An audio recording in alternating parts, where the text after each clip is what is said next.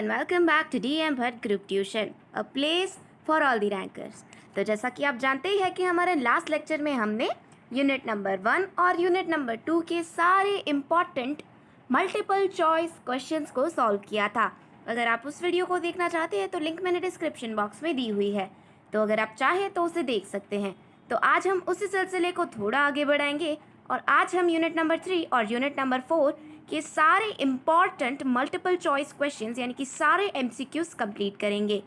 Chapter number 3 का नाम है हमारा फ्रेंडशिप एंड ड्यूटी और यूनिट नंबर 4 का नाम है एट द थिएटर. तो चलिए शुरू करते हैं.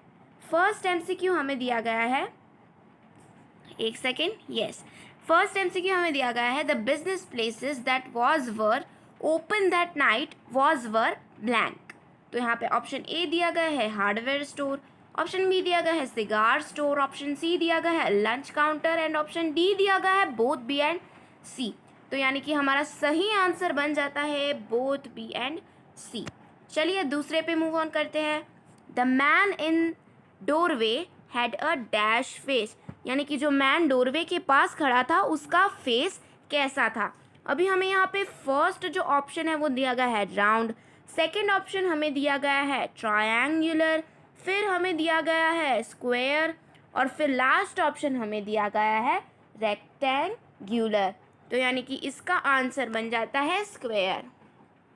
जब आपने चैप्टर देखा था तब भी मैंने आपको बताया था कि वो बॉब जो था, जिसका नाम बॉब था, जो डोरवे के पास खड़ा था, उसका जो फेस था वो काफ़ी स्क्वायर जॉड था. ओके, चलिए अब थर्ड नंबर पे मूव ऑन करते हैं. One of the following descriptions is not used in the story for Jimmy Wells. Pick it out. Option A, staunchest old chap. Option B, best chum. Option C, finest chap in the world. And हमें last option जो है हमारा दिया गया है reliable guy. Okay, तो यानी कि हमारा आंसर बन जाता है डी. चलिए अब आगे मूव ऑन करते हैं. Both Jimmy and Bob were brought up in blank. Both Jimmy and Bob कहाँ पे पले बड़े थे, ऐसा हमें पूछा गया है, तो न्यूयॉर्क आंसर आएगा. ठीक है, चलिए अब थोड़ा सा और आगे बढ़ते हैं. फिफ्थ नंबर पे बढ़ते हैं.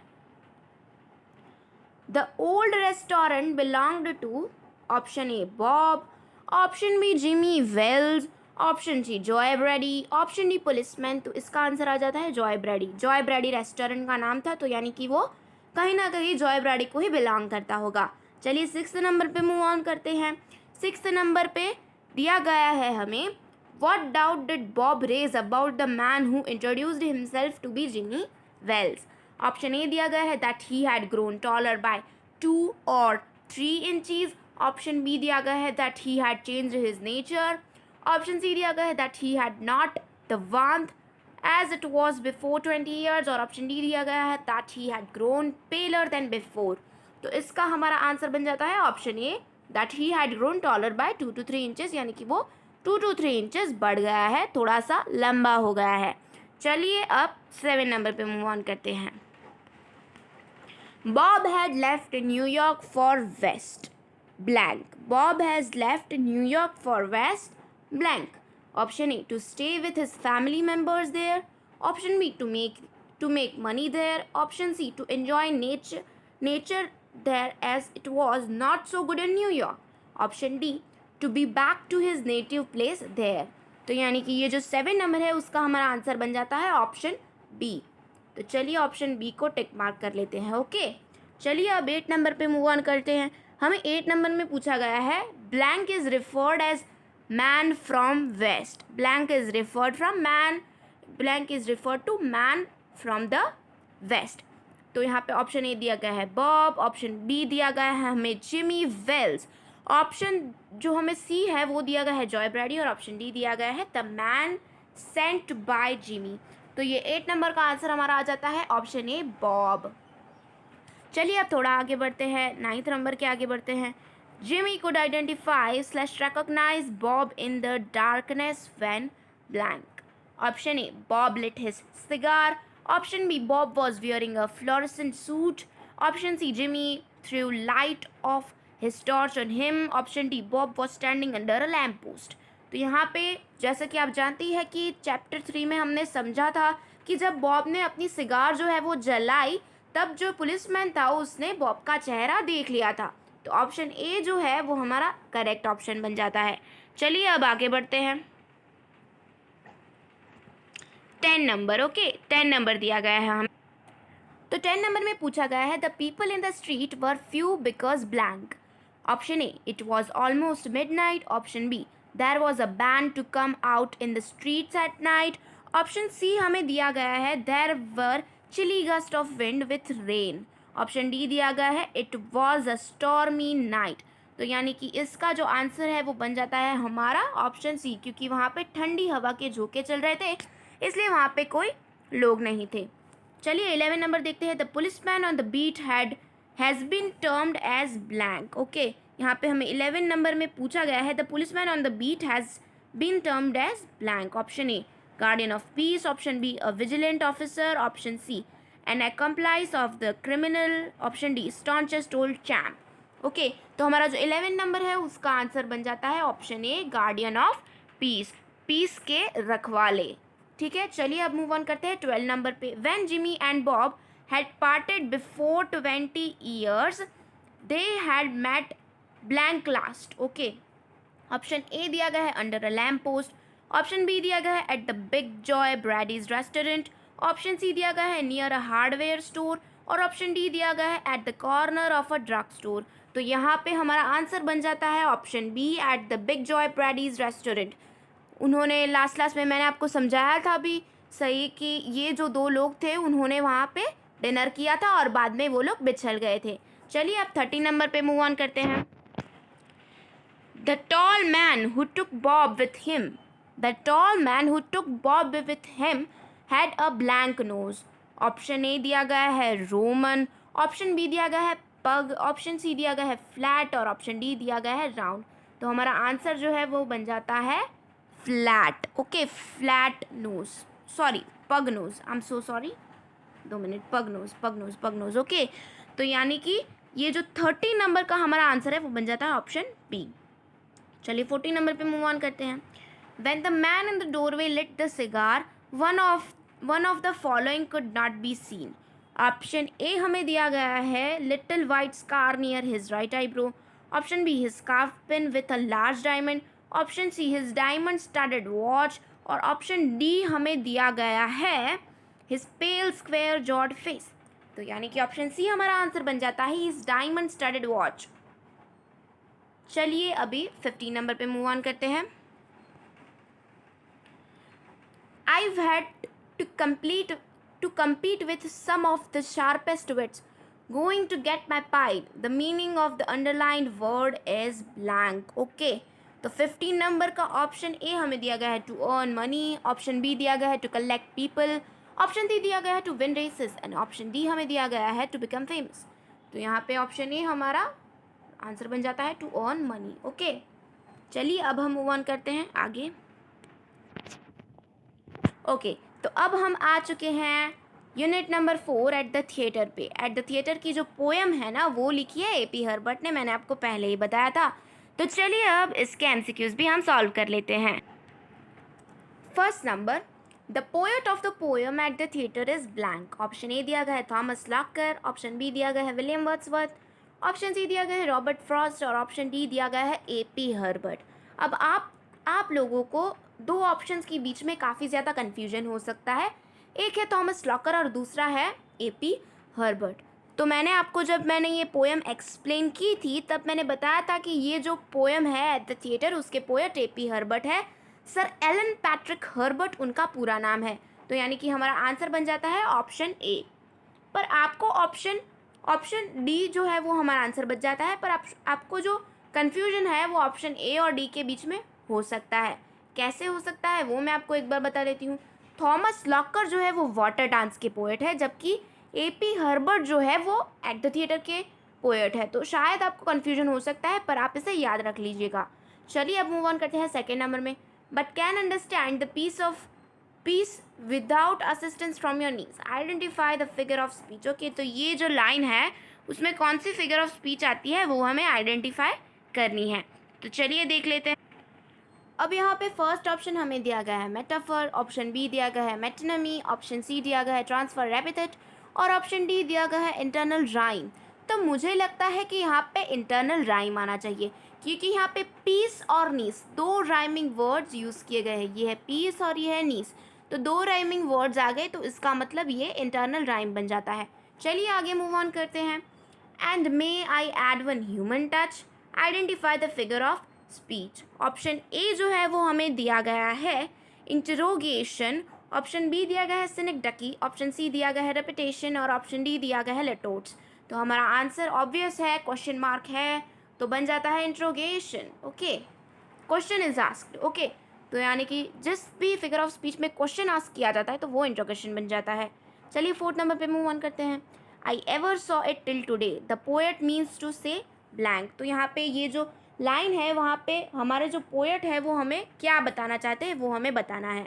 ऑप्शन ए दिया गया है I saw it just today, option B I haven't seen it till today, option C I saw it previously और ऑप्शन डी जो है हमें दिया गया है I will see it in future. तो यहाँ पे जो हमारा MCQ नंबर 4 है उसका आंसर बन जाता है option B, I haven't seen it till today, यानी कि मैंने ये जो प्ले है वो अभी तक नहीं देखा। चलिए आप 5th नंबर पे मूव ऑन करते हैं। And you are not a friend if you keep shouting who it is, identify the figure of speech. यानी कि ये जो सेंटेंस हमें दिया गया है उसमें कौन सी फिगर ऑफ स्पीच यूज़ की गई है वो हमें बताना है। तो यहाँ पे 5th नंबर का आंसर जो है वो हमारा बन जाता है ऑप्शन बी, लिटोट्स, क्योंकि यहाँ पे नॉट नाम का जो नेगेटिव वर्ड है वो यूज़ किया गया है और यहाँ पे नेगेटिव सेंटेंस पॉजिटिव स्ट्रेस दे रहा है, तो इसलिए ये लिटोट्स बन जाता है। चलिए आगे चलते हैं 6 नंबर पे। The merit of the drama lies in blank. Okay, यहाँ पे पूछा गया है the merit of the drama lies in blank, तो हमारा आंसर बन जाता है ऑप्शन बी, सम सरप्राइज। ओके, सरप्राइज में ही जो जान होती है प्ले की वो बसी रहती है। चलिए अब मूव ऑन करते हैं 7 नंबर पे। What does the poet ask the woman to do plainly? What does the poet ask the woman to do plainly? Option A, to tell him the story of the drama. Option B, not to breathe upon the poet's neck. Option C, to keep mute. और option D हमें दिया गया है to control her needs. तो option 7, अरे ये जो question 7 है उसका आंसर हमारा बन जाता है option C, to keep mute, कि आप चुप रहो। ठीक है, क्योंकि वो जो औरत थी वो आप जानते ही है कि पोएट को आगे आगे सारी स्टोरी बता रही थी, तो पोएट का जो दिलचस्पी था प्ले देखने में वो सारा ही कहीं गुम हो गया था, तो इसलिए पोएट ने उस लड़की को, उस लेडी को बोला कि प्लीज़ आप थोड़ा सा चुप रहिए। चलिए 8th नंबर पे मूव ऑन करते हैं। According to the poet the woman's knees is blank. According to the poet the woman's knees is blank. Option A हमें दिया गया है स्टूपिड, ऑप्शन बी दिया गया है वाइस, ऑप्शन सी ब्यूटीफुल और ऑप्शन डी अगली। तो यहाँ पे ऑप्शन ए जो है स्टूपिड हमारा आंसर बन जाता है। What was the poet's request? What was the poet's request adding human touch to the woman? Option A, to keep mute. Option B, to take away her niece. Option C, to not breathe upon his neck too much. Option D, to not act in a funny way. Okay, तो option C जो है हमारा answer बन जाता है कि आप मेरे नेक पे इतना ज़्यादा ब्रीदिंग मत करो। चलिए अब मूव ऑन करते हैं आगे।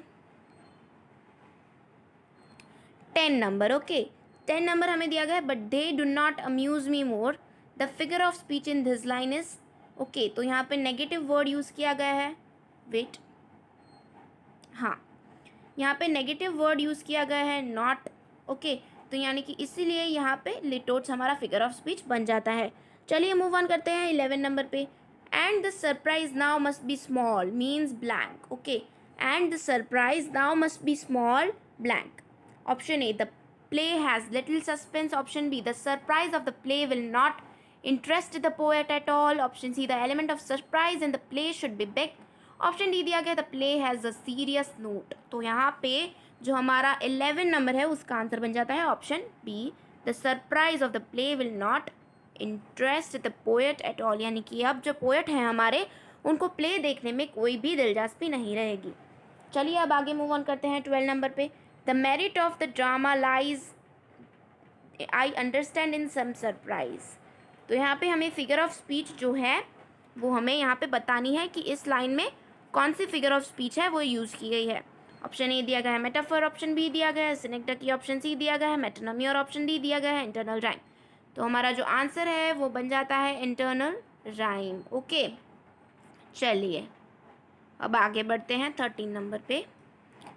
Don't breathe upon my neck so much, pick out the incorrect figure of speech. Okay, यहाँ पे हमें इनकरेक्ट फिगर ऑफ स्पीच कौन सी है वो बतानी है। ऑप्शन ए दिया गया है पर्सोनिफिकेशन, ऑप्शन बी दिया गया है लिटोट्स, ऑप्शन डी हमें दिया गया है सिनिकडकी और ऑप्शन डी दिया गया है एलिट्रेशन। तो 13 नंबर का आंसर हमारा बन जाता है बी लिटोट्स। ओके, यहाँ पे जो नेगेटिव वर्ड्स है वो कोई पॉजिटिव स्ट्रेस नहीं दे रहे, इसलिए ये लिटोट्स नहीं है। ओके, चलिए आगे बढ़ते हैं 14 नंबर की तरफ। The lady sitting behind the poet is not the friend of the author of the play if option A she stays away from the author, option B she reveals the murderer's identity, option C she does not help the poet to understand the play, option D she criticizes the play। तो यानी कि यहाँ पे हमारा जो 14 number है उसका answer बन जाता है option B she reveals the murderer's identity। जो प्ले में जो मर्डरर था उसकी आइडेंटिटी उसने रिवील कर दी। ओके, तो चलिए अब आगे बढ़ते हैं 15 नंबर पे। What does the poet A.P. Herbert expect from the woman behind him? Option A हमें दिया गया है that she should not reveal the suspense beforehand. Option B दिया गया है that she should ask her niece to keep mute. Option C दिया गया है that she should not breathe upon his neck. और ऑप्शन डी दिया गया है all the three। तो यहाँ पे ऑब्वियस है हमारा आंसर बन जाता है all the three। ओके, ठीक है, all the three आंसर बन जाता है। ओके व्यूवर्स, तो यहाँ पे हमारा जो यूनिट नंबर 3 और यूनिट नंबर 4 के जो सारे इंपॉर्टेंट एमसीक्यूज़ थे वो हमने कंप्लीट कर लिए हैं। तो आई होप कि आपको ये जो वीडियो है वो अच्छा लगा होगा। अगर आपको वीडियो अच्छा लगा हो तो प्लीज़ इसे लाइक कर दीजिएगा, चैनल को सब्सक्राइब कर दीजिएगा और ये जो वीडियो है उसको आपके सारे फ्रेंड्स तक शेयर कर दीजिएगा ताकि उन्हें भी ये इंपॉर्टेंट एमसीक्यूज़ जो है उसके बारे में थोड़ा सा नॉलेज मिल सके। तो आज के लिए बस इतना ही। Thanks for watching my video. Bye bye.